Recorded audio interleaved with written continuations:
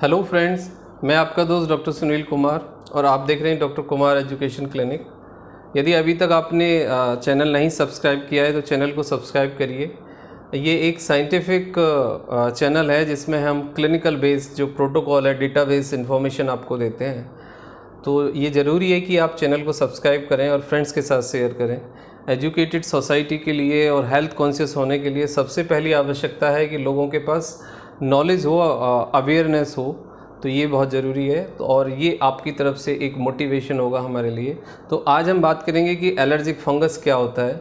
लोगों को आपने देखा होगा कि बहुत कॉमन सी प्रॉब्लम है फंगस अंडरवियर के नीचे, आपके थाइज़ में, या फिर आपके जो दूसरे कई बार नेक में आप देखते हैं। तो फंगस एक बहुत बड़ा प्रॉब्लम है। एलर्जिक फंगस, लोग इचिंग करते रहते हैं लगातार और स्किन रेड हो जाती है। और कई बार लोग सबसे बड़ी गलती क्या करते हैं कि कोई स्टेरॉयडल क्रीम अपने फ्रेंड से या पर्सनल लेवल पे देख के, गूगल करके, या फिर केमिस्ट से पूछ के, या खुद भी ले लेते हैं और फंगल इन्फेक्शन को और ज़्यादा कॉम्प्लेक्स और कॉम्प्लिकेटेड कर देते हैं और उसकी शेप बिल्कुल चेंज हो जाती है, वो रेड हो जाता है, उधर और ज़्यादा इचिंग होती है। और कई बार देखा जाता है कि लोग इतना ज़्यादा स्टेरॉयडल क्रीम लगा के आते हैं क्लिनिक में कि वो पूरा स्किन को डैमेज कर लेते हैं। तो आप ऐसा बिल्कुल भी ना करें। यदि आपको फंगस है, इचिंग है, आपका स्किन का कलर चेंज हो रहा है, आपको कोई पैच बन रहा है, फंगस पैच है, राउंड पैच है, और आपको पूरे यदि बॉडी पे पैचे हैं, स्पॉट्स हैं, फंगल के स्पॉट्स हैं, चित्तीदार जैसे कहते हैं ना कि पूरा फल जाता है शरीर, इस तरह का कुछ हो रहा है, तो आपको डॉक्टर से परामर्श करने की आवश्यकता है और अपने सिम्टम्स को समझने की ज़रूरत है। तो इसमें दो टाइप होते हैं फंगस में जनरली, एक टीनिया होता है और दूसरा रिंग बॉर्म इन्फेक्शन होता है। टीनिया में हम देखते हैं कि पूरे शरीर पे स्पॉट्स होते हैं, मतलब छोटे छोटे स्पॉट्स होते हैं और वो वाइटिस होते हैं, तो पूरा शरीर पे फंगल इन्फेक्शन दिखता है बिल्कुल। दूसरा होता है रिंग बॉर्म, मतलब आपका जो इन्फेक्शन होगा, जो फंगल इन्फेक्शन होगा, वो राउंडेड शेप में होगा और वो जनरली देखा जाता है कि आपको अंडरवियर के नीचे, थाइस के दोनों साइड्स में होता है। उसके बाद है कि आपको एक नॉर्मल इचिंग या अर्टिकेरिया हो सकता है जो कि फूड रिलेटेड हो सकती है या फिर और हीट से रिलेटेड हो सकती है, दूसरे कारण हो सकते हैं। बट कॉमन आज हम बात करेंगे कि एलर्जिक फंगस क्या है। कॉजेज़ में यदि हम बात करें तो कपड़ों का अच्छे से मतलब ऑक्सीडाइज नहीं होना, कपड़ों का अच्छे से नहीं सूखना, अंडरवियर लगातार लंबे समय तक पहने रहना, और सिल्क का या नायलॉन का या दूसरे जो फाइबर्स हैं, कि जो सिंथेटिक फाइबर्स हैं, उसके कपड़े पहनना और अंडरवियर बहुत टाइट पहनना, ये एक रीज़न हो सकता है। दूसरा सबसे बड़ा जो रीज़न देखा जाता है कि कुछ लोग नाइट में भी अंडरवियर पहन के या टाइट अंडरवियर पहन के सोते हैं, वो ज़्यादा हार्मफुल है, क्योंकि आपकी जो स्किन है, जो कि हिडन स्किन है, थाइज़ की हो या जो आपके जेनिटल ऑर्गन्स हैं, मतलब ऑक्सीडाइज होना बहुत ज़रूरी है, उनको एयर मिलना बहुत ज़रूरी है, उनका ड्राई होना बहुत ज़रूरी है, क्योंकि लंबे समय तक वो मॉइस्ट रहते हैं ड्यू टू द स्वेट। तो ये एक रीज़न होता है। टॉवल शेयर करना या मॉइस्ट टॉवल का यूज़ करना, या पूरा हाइजीन का ना होना, प्रॉपर बाथ ना लेना, एक्सेसिव फैट यानी अधिक मीठा खाना, बहुत ज़्यादा जंक फूड, फास्ट फूड लेना, तो ये सब उसके पीछे कारण हो सकते हैं।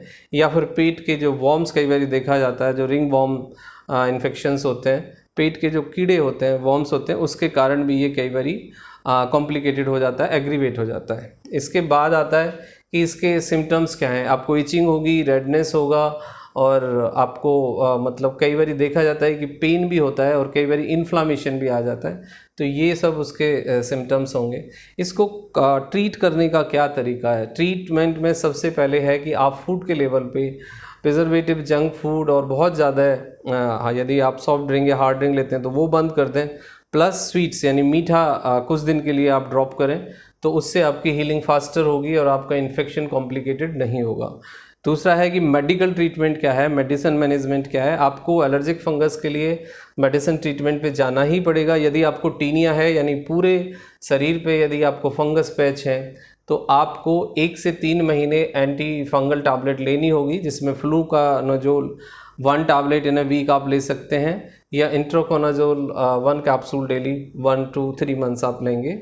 और आपको there is a 2 type of the cream you have to apply. एक एंटी बैक्टीरियल क्रीम हो, एंटी इन्फ्लामेटरी क्रीम, और दूसरा प्योरली एंटी फंगल क्रीम। तो सेविफिन के साथ आप क्लोब्जी या इस तरह की, या जेंटलिन भी, या फिर कॉरिडरम क्रीम आप मिक्स करके दोनों नाइट में लगा सकते हैं, तो उससे आपको फ़ायदा होगा। और एंटी फंगल आप सोप कोई भी ले लें, कीटोकोनाजोल टाइप सोप ले सकते हैं, या कीटोकोनाजोल आप लोशन शैम्पू भी आते हैं, वो भी आप पूरे शरीर पे लगा के प्रॉपरली बाथ लें, तो ये आपका एक लाइन ऑफ ट्रीटमेंट रहेगा। यदि आपको रिंग वॉर्म टाइप इन्फेक्शन है तो 1 month oral tablet is sufficient. यदि आपको टीनिया है तो आपको 3 मंथ तक वो टैबलेट लेनी होगी और वो क्रीम लगानी होगी। एंटी फंगल सोप यूज़ कर सकते हैं, या लोशन भी लोशन भी यूज़ कर सकते हैं, जैसे निज़राल है, कीटोकोनाजोल, या कोई और दूसरा भी ब्रांड जो आपके नियर बाई अवेलेबल है। ये 3 महीने तक आप करेंगे तो फिर आप ठीक हो जाएंगे। लेकिन प्रॉपर हाइजीन का ध्यान रखें, प्रॉपर ड्राई रखें, अच्छे से 3 से 4 लीटर पानी पिएं, मसाला चिकनाई खटाई का कम सेवन करें, और नाइट में कोई खुला पजामा या फिर घुटना टाइप कुछ ऐसा पहने जिससे कि आपको प्रॉपर ऑक्सीडाइज्ड हो और प्रॉपर एयर मिले आपके जेनिटल ऑर्गन्स को, और जो अफेक्टेड एरिया है, जो फंगल इन्फेक्शन है जिधर आपको, तो उससे आप ठीक हो जाएंगे बिल्कुल। यदि फिर भी आपको कोई सिम्टम्स रहता है और आपने बहुत सारी मल्टीपल क्रीम, स्टेरॉयडल क्रीम पहले अप्लाई की हैं, तो फिर आपको एक ट्रीटमेंट लेना होगा, फिजिशियन से या डर्मेटोलॉजिस्ट से मिलना होगा। फिर आप खुद अपने आप को ट्रीट नहीं कर सकते और ये ट्रीटमेंट फिर आपको नहीं ठीक कर पाएगा। Thank you very much and thanks for watching.